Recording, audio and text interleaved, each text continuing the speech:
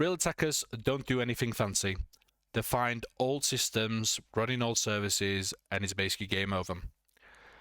Today we're doing Hack the Box, and what Hack the Box is a website with multiple vulnerable machines. And I've picked a very easy one for us to do. It's called Legacy. It's a classic example of what happens when SMB is exposed on an old Windows machine.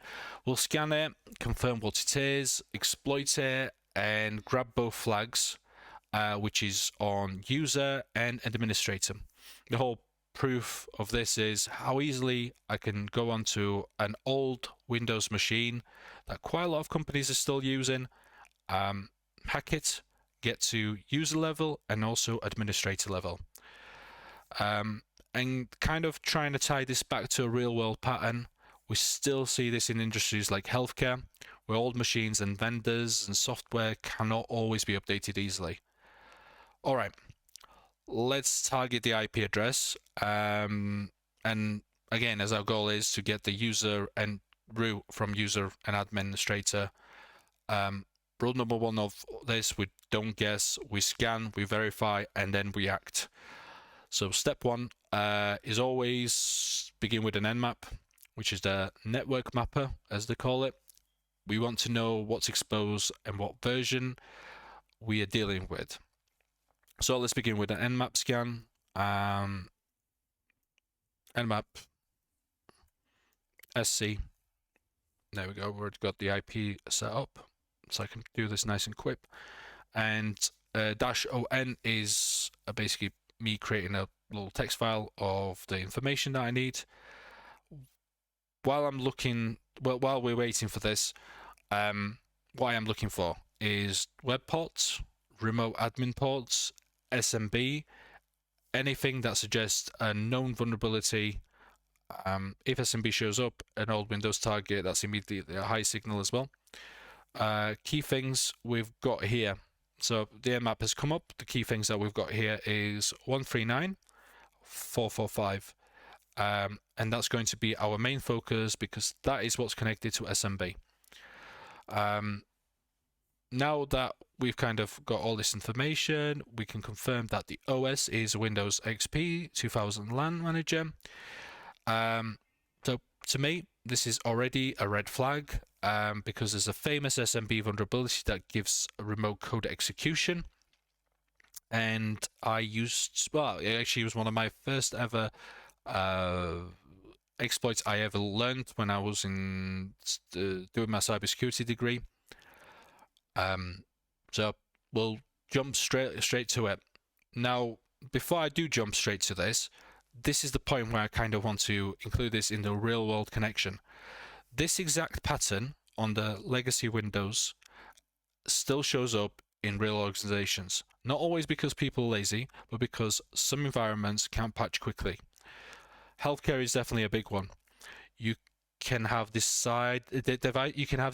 devices tied to an imaging system, lab equipment, or legacy vendor apps. Sometimes even machines involved in patient critical workflows. They're expensive, regulated, and vendors don't always support modern OS upgrades. So the real challenge isn't just the patch itself, it's how do we reduce risk without breaking operation. And that's where segmentation, strict access, and monitoring becomes critical. Okay, let's talk back to the box. So we've got the old Windows.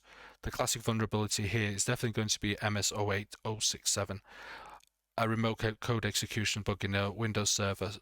Most of the time, I would usually go to online and research whatever ports I found and whatever services are running. But today, I'm doing this nice and quick because I already know for a fact what it is. So use exploit Windows SMB MS08. That simple. Next, I'm going to set our host, which is I'm setting the target's IP address.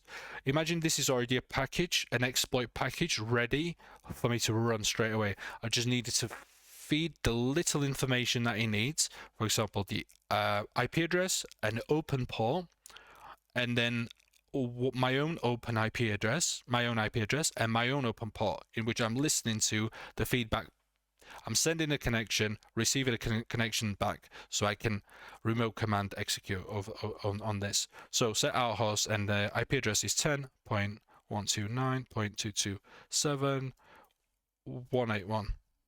Okay, and then I'll set my own as well. Set lhost, which is my own IP address, which is 10.10.14137. And then just in case, I'll say show options to make sure that all the settings are correct. So our host, this target host is blah blah.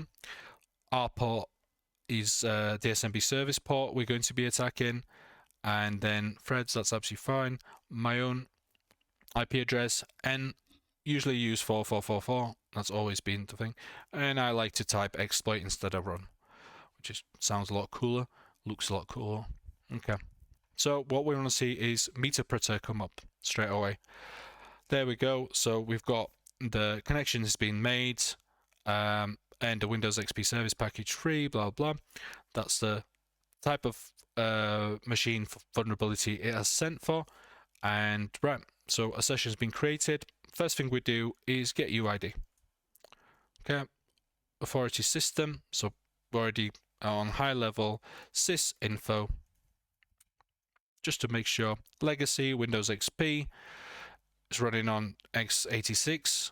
Perfect. So we do a quick little dir, and then there we go, cat root.txt. Perfect for that. Then we do a cd. Let's go back and then do cd c -- document. Then we'll do one more so I can have a look at John. She'll be the standard user, and then I'll take it'll be desktop. There we go. CD into that, and then we'll do cat user txt and receive the flag for the user. That's user done as well, and root flag has been done. Typically on administrator flag. That's pretty much the whole compromise in a matter of minutes. Now this is the point I want to get into. Imagine this isn't actually a lab. If a legacy SMB machine like this is reachable inside a company network, the attacker doesn't stop at one box. They pivot, they dump credentials, they move laterally, they deploy ransomware, they cause downtime. Now, especially lateral movement is something that I studied in OSCP. It's pretty dangerous. And in healthcare, downtime isn't just inconvenient, it disrupts appointments, systems, and critical services. Why have I actually done this machine to start off with is because it's a very easy machine to just show how quickly something can be exploited into a critical nuance. So how does this actually reduce this risk in real environment, especially if you can't patch it immediately?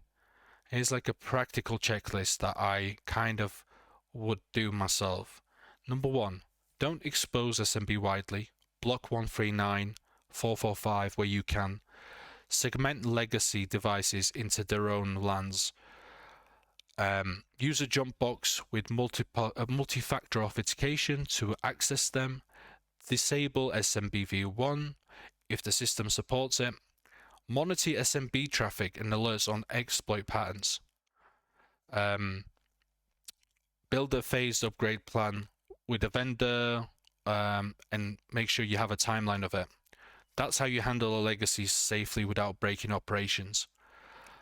And yeah, so there we go. That's something that we did. And next episode, I'll show how attackers choose their first targets on the internet, and where you can fix it if in one day to be an easy win. And we'll do another box next episode, and we'll review that exactly the same way as this, but I'm maybe doing one a little bit more advanced. Maybe look at broken access control. Yeah, so subscribe, and I'll see you on the next one. Thank you.